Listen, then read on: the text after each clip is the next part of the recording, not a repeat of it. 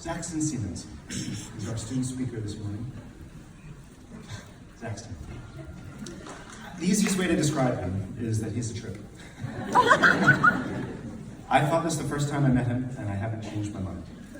He speaks his freely, without a filter, but with respect. He's constructed an interesting narrative about his last 4 years and neuroscience, using it more than immersing himself in it, which, as I alluded to earlier, I wholeheartedly endorse and encourage.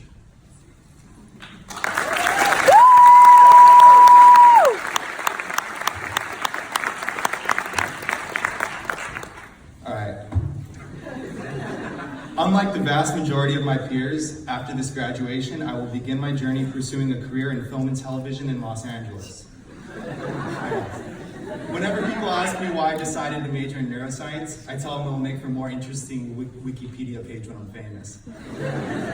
But really, majoring in neuroscience has become an amazing experience and has become a part of my identity. Isn't that what all of us beautiful people dressed in red gowns have in common? We're neuro majors. We've all been asked by our parents' friends if we're going to do neurosurgery. We've all gotten a little snooty and giddy inside when someone asks us what we majored, and we go, neuroscience. We've all had our confidence boosted by Paul Lipton when he laughed at our jokes that were probably not that funny.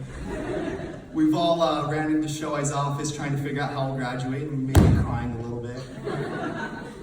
And we've all complained about getting a BA while comm students get a BS.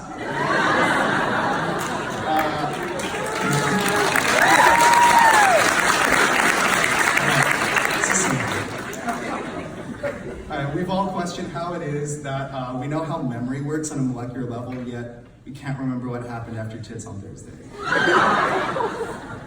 And we've all been mistaken for a psychology major. We know how we feel about psych majors. But if we're being honest, they're like pretty much the same thing, except we had to put up with a year of general chemistry, and we had to figure out how the hell a neuron is like an electrical circuit. I think it had something to do with a cooking video.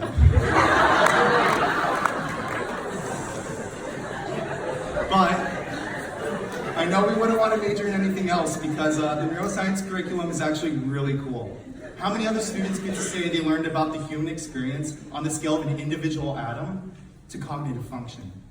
It sounds a little crazy, but that's essentially what you're getting with the Boston University neuroscience curriculum. We also had to take 2 years of language, so I guess you could say we're the full package. Now, in what way, shape, or form does neuroscience translate into film? Well, to put it simply, the easiest way to achieve world domination is with mind control through mass media, duh.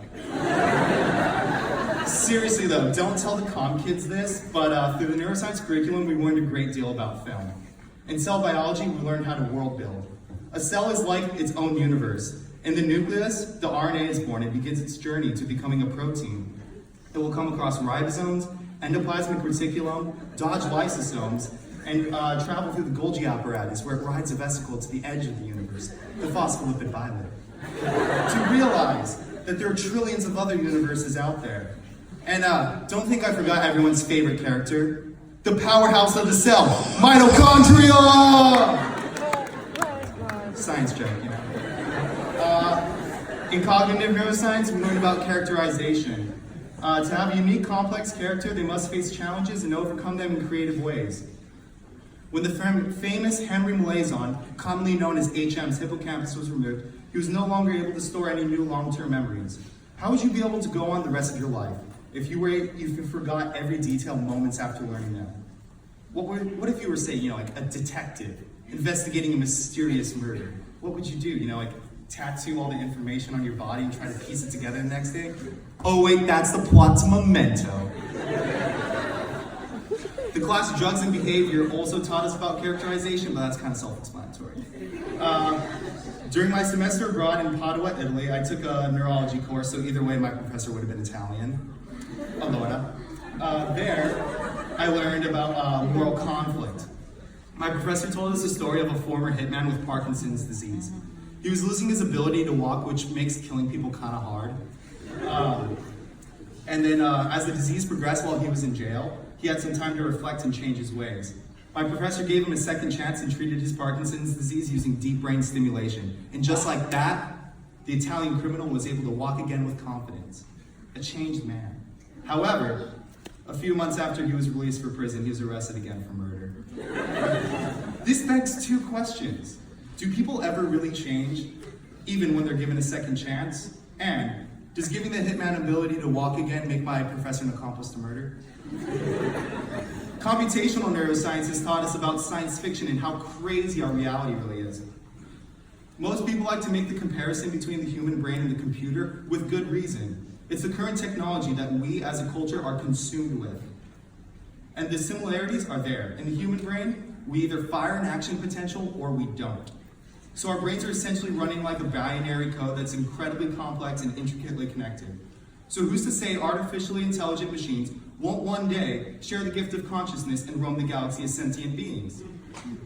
Does giving them this gift make us gods?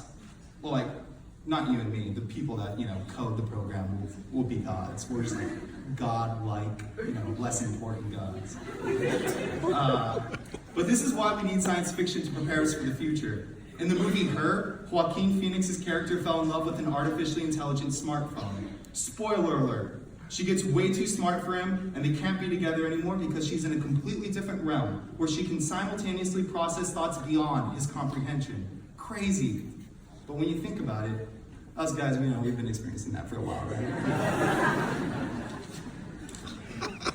Many of my peers have taken other fascinating courses, further their understanding of the human brain. And a lot of them have done insane research that I can barely understand. Really, if you look at some of the research that's been done by our undergraduate neuroscientists, it'll blow your mind.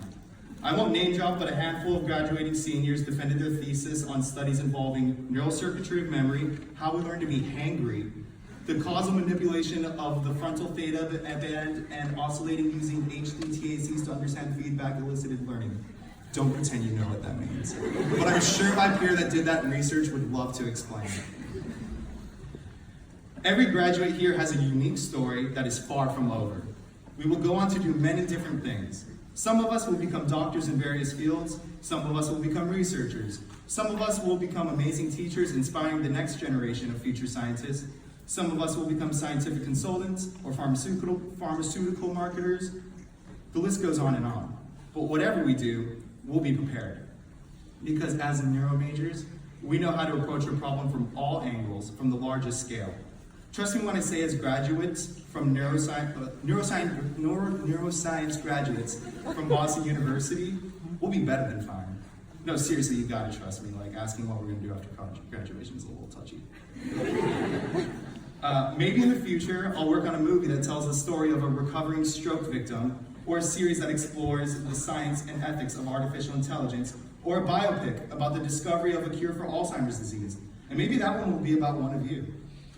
Or maybe I won't do any of those things. But no matter what, I'll still possess this knowledge of how the brain works that has forever changed my perspective of the world, both intellectually and spiritually, for the better. And nothing will change that, except maybe, severe stroke-induced retrograde amnesia. So thank you for listening to me justify the last 4 years of tuition to my parents. Thank you, by the way. All right, we're done talking about me. Let's all give it up for the amazing, incredible, fantastic faculty of the Neuro program. Come on.